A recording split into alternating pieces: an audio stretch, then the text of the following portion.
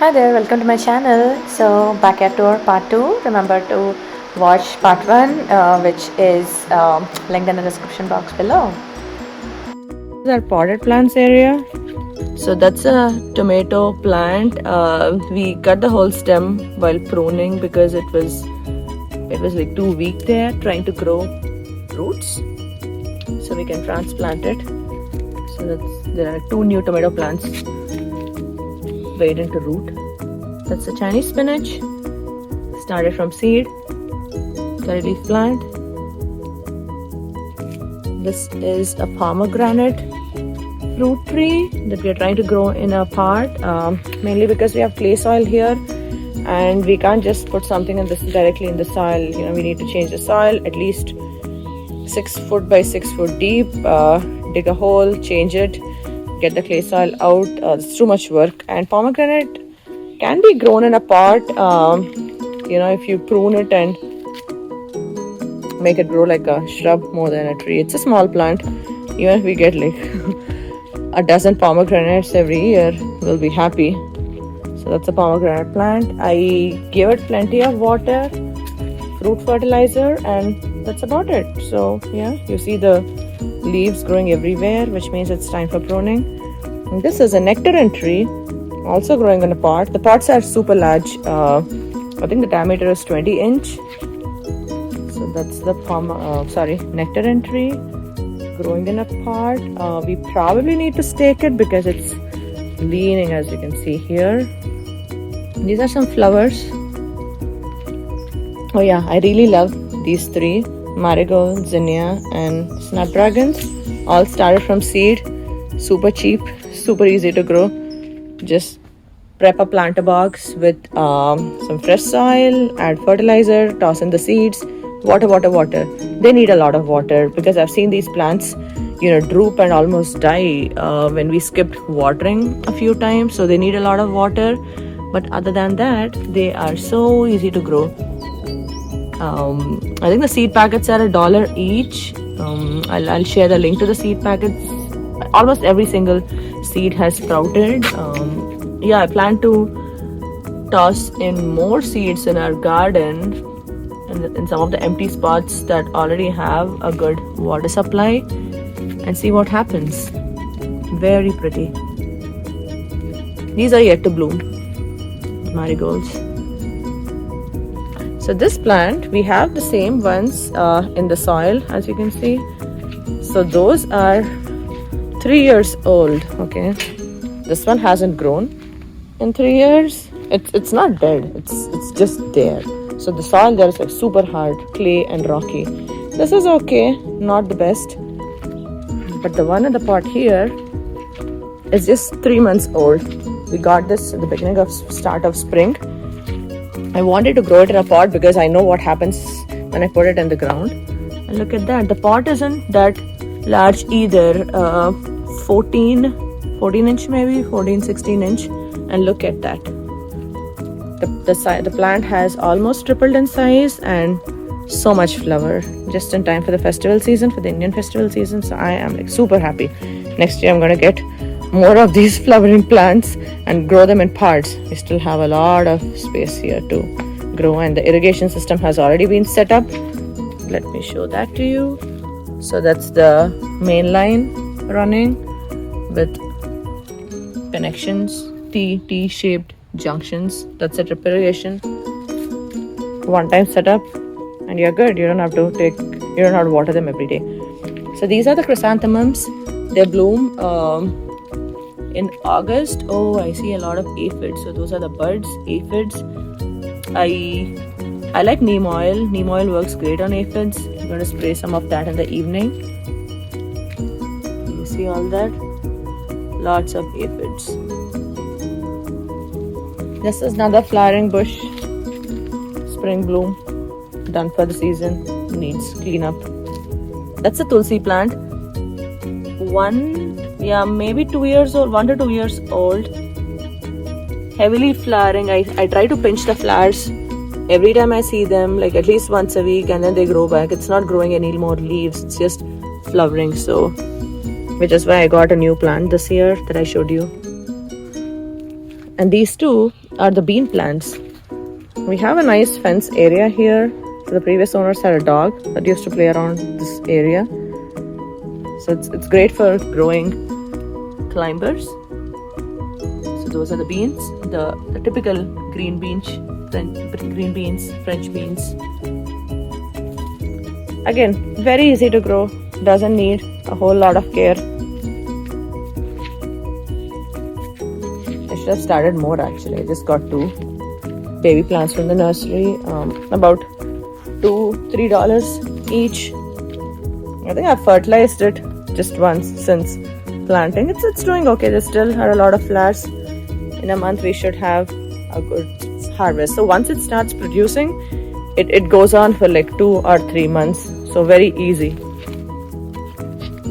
Okay, we have some that are about ready. So I harvest them in batches. Every time we get about 20 beans if you dig hard enough, and then wait for 2 weeks, you get another 20 beans.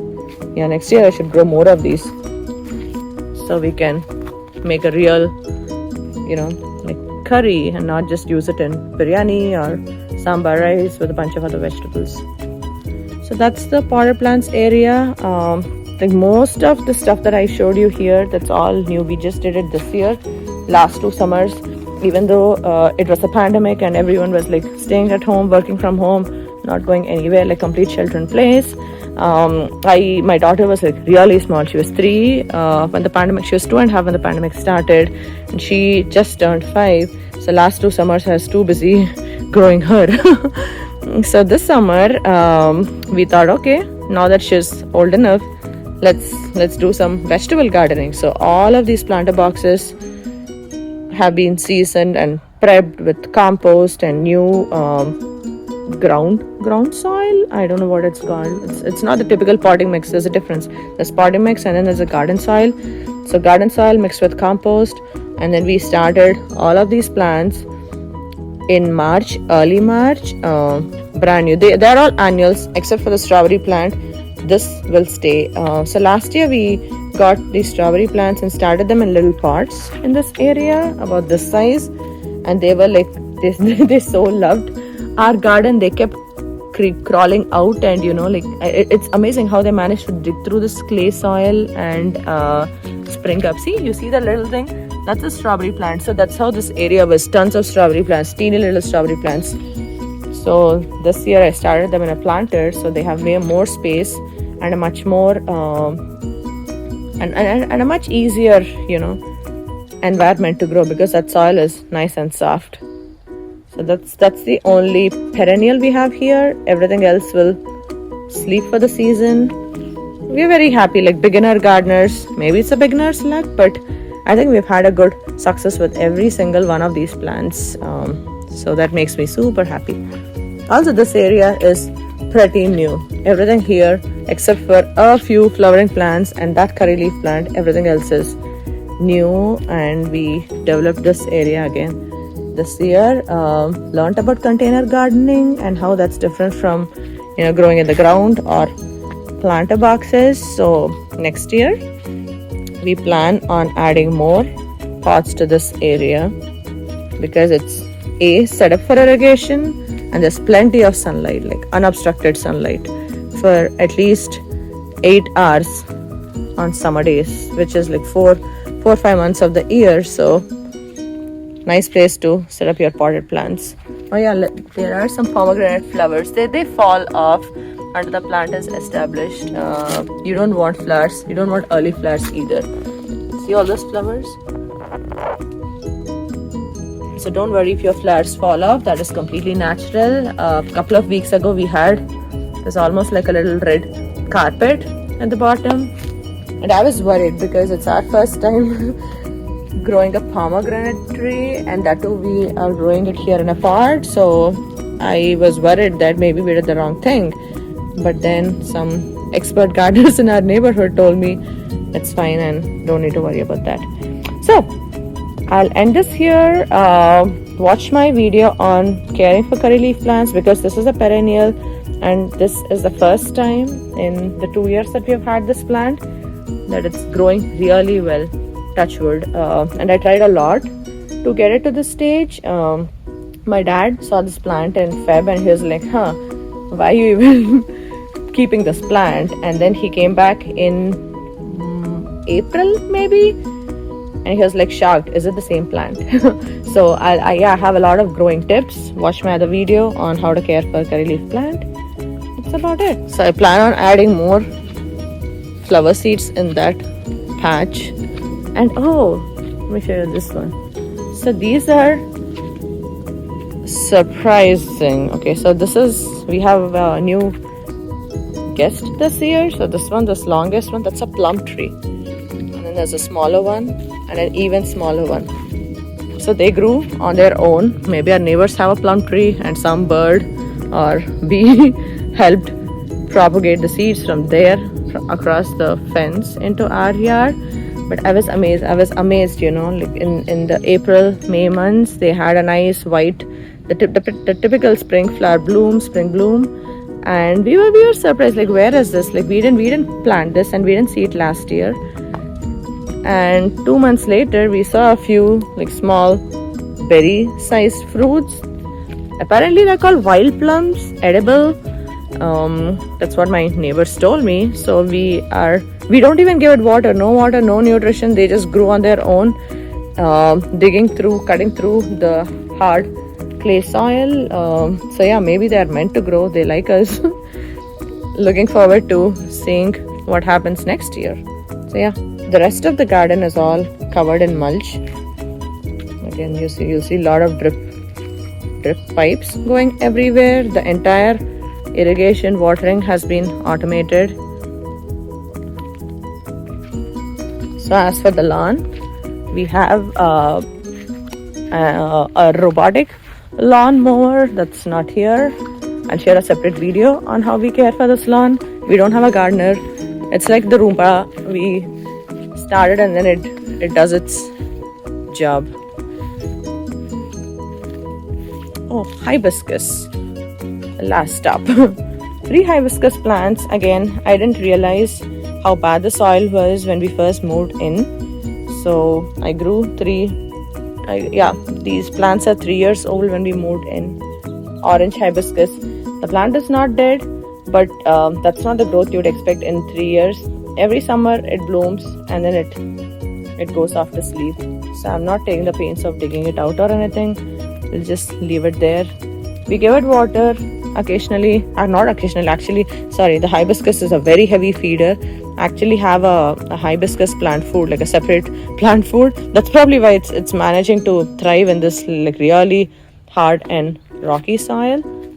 I'll show you the food that I give. Maybe I'll add a link to it in the description box. This is red. Still are a lot of flowers. Again, very demanding in terms of nutrition. I have to feed it every 2 weeks. Other than that, no, the watering is taken care of by the drip system. Occasionally, you know, they get infested by aphids. Neem oil again to the rescue. This is my favorite. It's a nice, beautiful yellow one with an orange-red center. Again, 3-year-old plant. Look at the size. It's not even 1 foot long. 1 foot and maybe 2 feet. But yeah, okay, it's managing to thrive. So let it stay. That's about it. Thank you for watching. As always, we hope this was informative. Please come subscribe to our channel so you stay updated on our other videos that we do on gardening, travel, kids activities, elementary school kids activities, and many more. See you soon. Bye bye.